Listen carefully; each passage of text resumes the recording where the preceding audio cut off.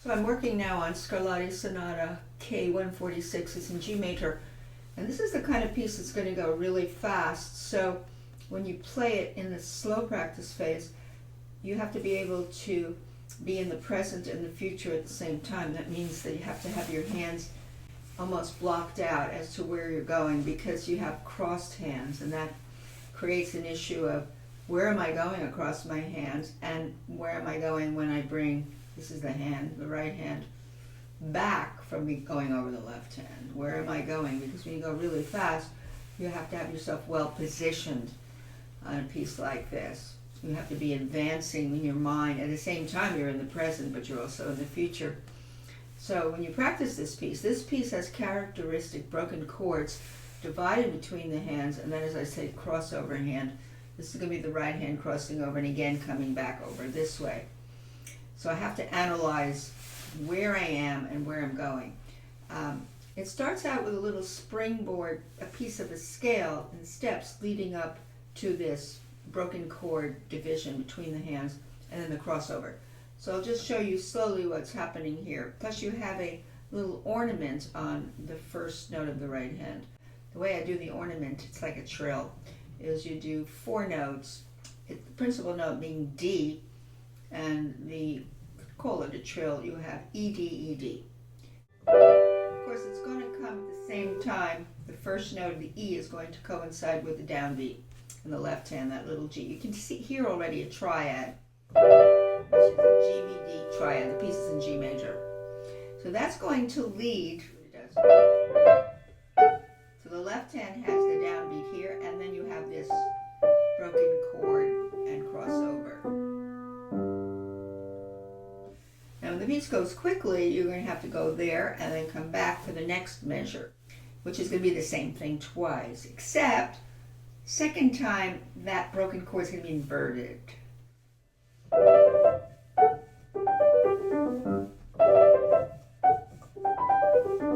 When I crossed over the first time and I had the broken chord coming down, I'll go slower.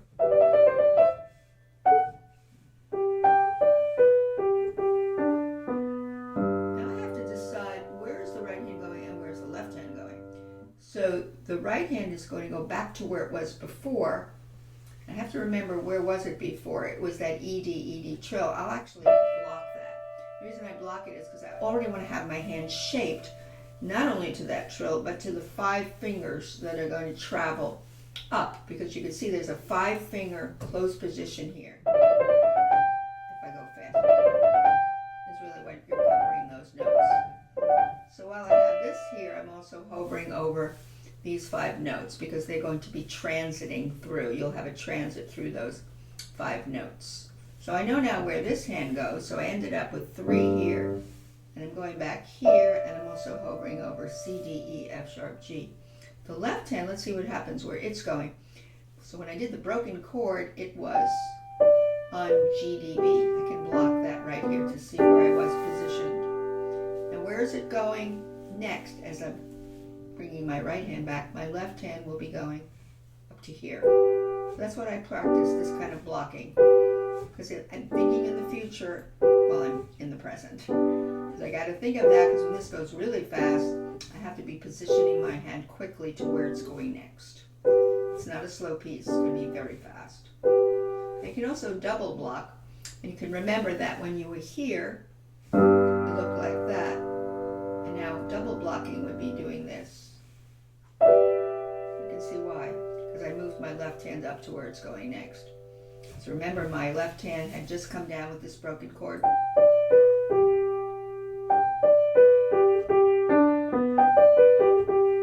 It has been positioned there when this crossed over. And now it's going to repeat the same thing. This hand's going to go over to here, while this hand is now in this new position, which was what it started with. And the difference here in the right hand is we're going up to the B. We're going into the first inversion of that G chord by going up and then coming down. The left hand really didn't change. The left hand is going back to where it was before, which was right here in the middle. And that's important information in terms of where you're going. So let's do it a little quicker and see if this worked in terms of what I know now about coming coming here and where my left hand's going after I cross over.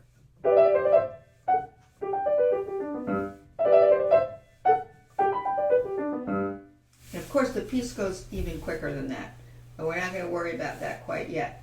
So I'm just going to do probably the first part. So this was where we left off. Now we're not going to repeat this again. We're going to go into a kind of new idea. So let's see where this crossover hand is going. The crossover hand is going, here's G. We call that the root of a G major triad, GBD. So now we're going to, not the root up here, we're going all the way over to the third, which is a B, and the fifth, which is a D. So root, third, fifth, root, third, fifth. And what's happening is, this is going to come down with these parallel sixths in the key of G, because we're in G. So that's important information. But I'm going here, over to here, forming a sixth, called a harmonic sixth, coming down like a scale in sixths, up to here. Now if we look at the music is breaking those, but it's good to have the position because then you a little bit of rotation. It's important. Now let's see what it does next. So it's coming down in broken sixths, and then it's going to come into an arpeggio, which is a D major arpeggio. So that's important to know. You need to know, what key you're in. You're in G major, and then you go to its dominant. The dominant of G major is D major. It's a dominant chord, broken, is what's happening. So we pretty much know that we jumped from here to here, and we came down in sixth, and when we got here, we rolled into a dominant broken chord of G major. Now what's happening with the left hand? We have to back up a little. When you practice, you're always backing up and then going forward. Good practicing is sort of cumulative. You start out with something, you see where it's going, you add a measure, you see where it's going, and you continue, then you go back, and then you go forward again. It makes perfect sense. So where we left off with the crossover hand of the G major was this. And we knew that this hand goes over to here. But we don't know yet what the other hand has got to do quickly, because this is a very fast piece. The other hand was here in the middle. It's been here for quite a while. Now it's going to jump up to BG. So I like to block both. Even though you won't be playing blocks there, you will be feeling these distances under your hands, these clusters. It's cluster practicing. So I see that I'm just going up to BG. At the same time that I had BD here, forms a nice chord.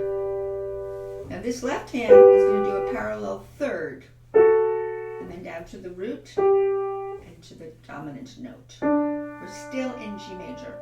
So if we block the two hands and see how they move together.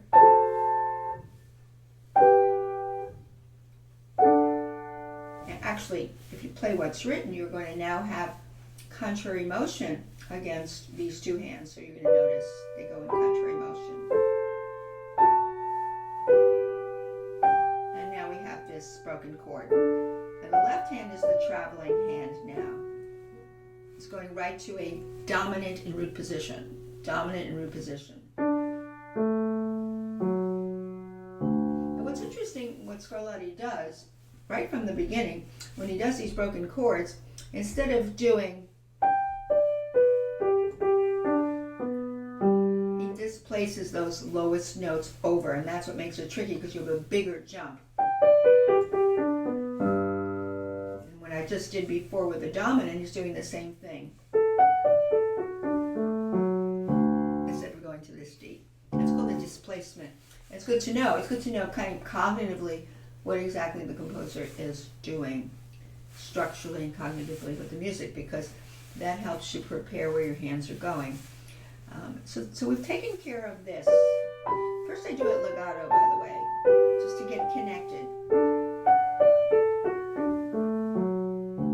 Then I might decide, actually, I'm going to probably disconnect this, and this will be connected seamlessly. So I've taken care of quite a bit so far. Now we've arrived at this D major chord, and it seems like it would be going back to its tonic G, but it doesn't, because the composer decides in the next measure to rekindle what we had at the beginning in G. He's going to now do it in D. So this D has a double meaning. It's the dominant, and it's also going to be a new tonic or a modulation. It's going to be a new key, because what he's going to do now is come up here and here, and he's going to play the same thing as he did at the beginning in the key of transposed, in the key of D. Now that's not such a hard thing, because I already know what he's doing.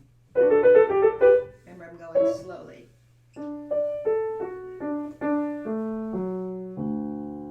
Okay, so I can do a little bit of cumulative practice. Cumulative practicing.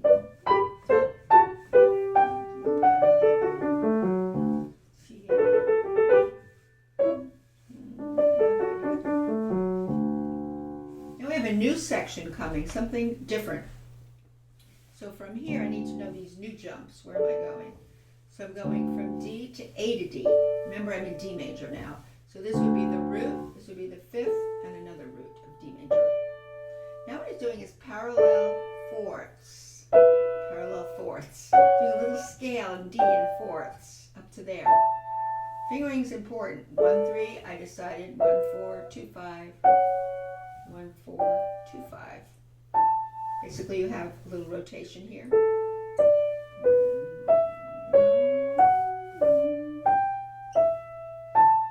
Now he doesn't keep doing that. Now he meanders around in steps and skips in D major. Now the next measure is a surprise to D minor. It is the F natural. And now, this is still D minor, but we feel the harmonic. Here's the harmonic. You can hear it, B flat to C sharp. So this is 2 measures of D minor, and now back to D major, to happy D major. Notice I'm doing everything pretty much legato, because that gives me the traction I need. So when I do detached notes, I'm just snipping them out really, but I have my traction, I know what I'm doing. So while the right hand is doing these parallel fourths, remember you crossed over here and you went over to here. The left hand stayed here, because this is the hand that went across.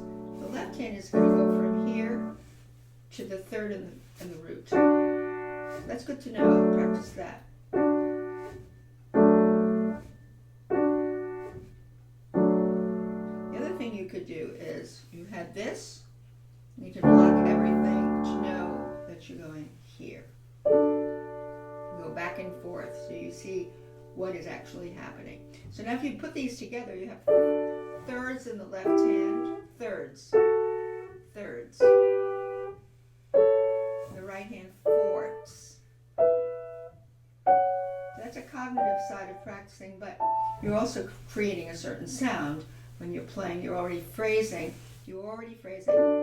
This one I probably do a little bit of lifting. Up to there is a scale, and then we're going to be meandering around with steps and skips like we did in the right hand. The left hand will do the same.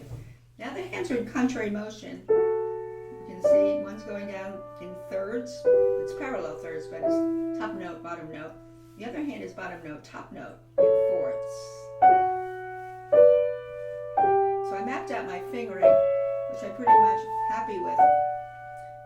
Now here's where we have some parallel sixths, like little bits of a scale. This is D major. Now we're going to D minor. It's a poignant change. Here too. Now we're going back to D major. You can hear that clearly. Remember, I'm doing legato now. Doesn't mean I'm going to be playing Scarlatti or legato like that, but I need to get in my initial practicing connection and security and traction. Now, ultimately, I'll probably detach these. Same with these, but then I might do a combination of detached and legato.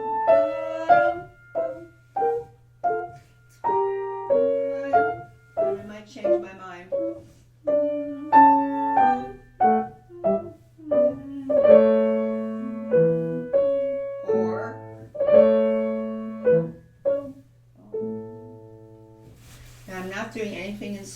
nearly in speed. This is just like early practicing, planting the seeds of the foundation, because if you have a good foundation, when you need the speed, you will be able to inch it up.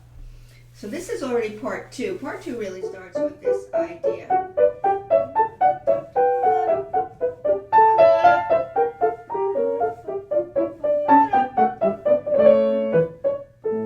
It's like a part two idea compared to this.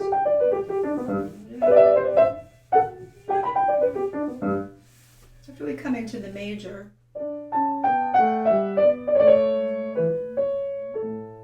have another section, another idea. This is all one A section, but it has different ideas. And this next idea is a bunch of 30-second notes that are paired.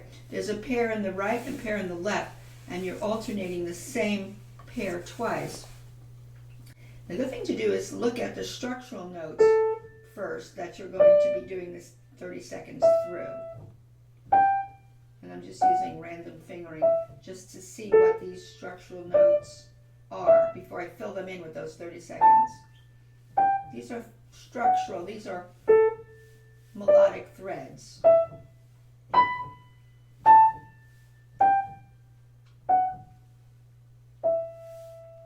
But what's going to happen is underneath those structural notes are half steps before each one, so that you're getting, if you blocked it, you'll see what you get.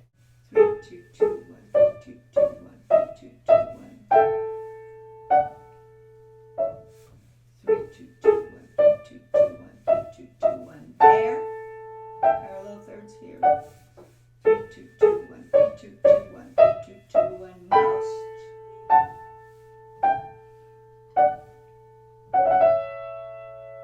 I'm going to do a chill there. So now if you unblock that, those are blocks, you will have 2, 3, 2, 1, 2, 3, 2, 1, 2, 3, 2, 1, 2, 3, 2, 1,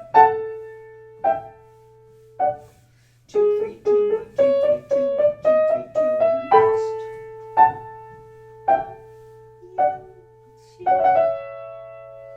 Now if you actually play it as you do it. And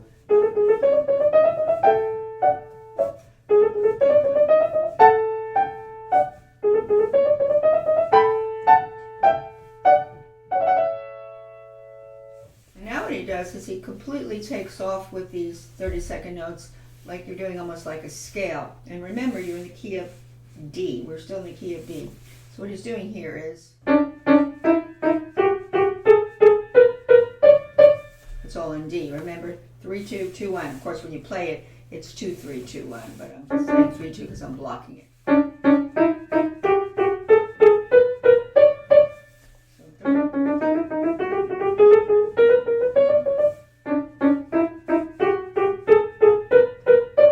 There we go. We'll do it again.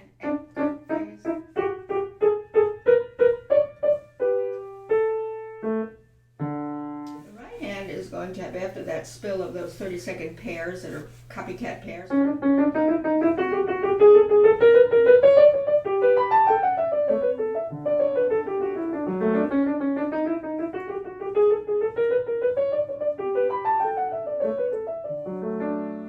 the other hand is just has a little scale in D major, and then it resolves.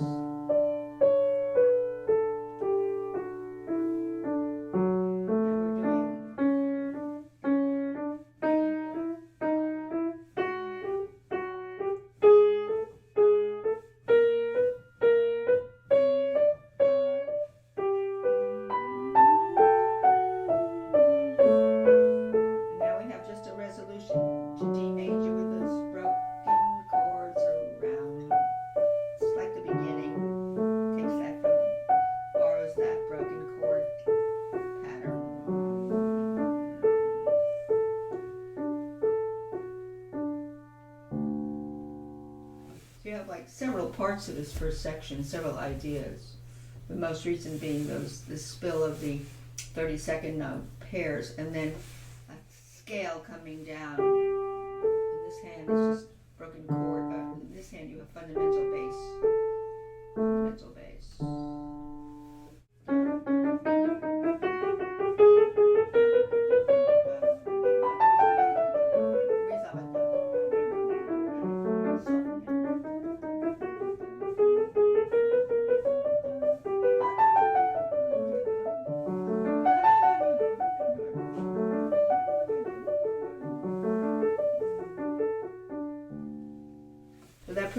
takes care of the first part. Now the second part is very much related to the first part.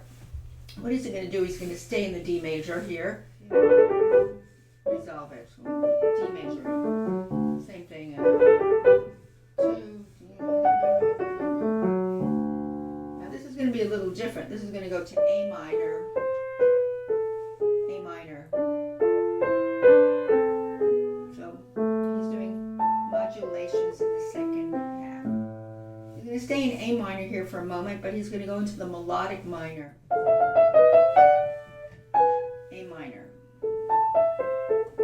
Notice how slow I'm going. Now it's going back to G major. That's the home key. Now we're back home.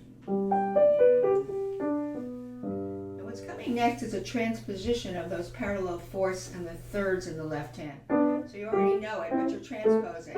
You're just transposing. Now here's G minor.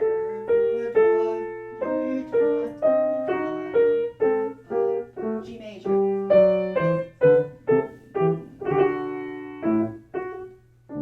Now you're home free because you're repeating that sequence of pairs of 30 seconds, only you have to remember you're in G major now.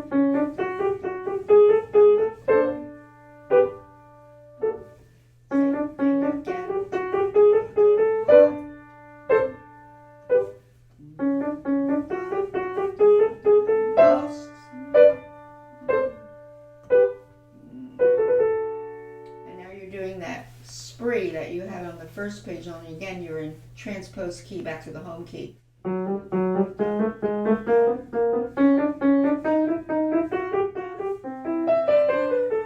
Resolve it.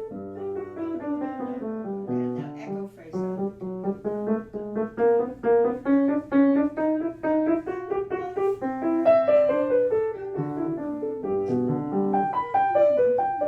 Back to those broken chords. It can sound very robotic, so you have to be really careful, even in practicing it slowly, that you give it some shape.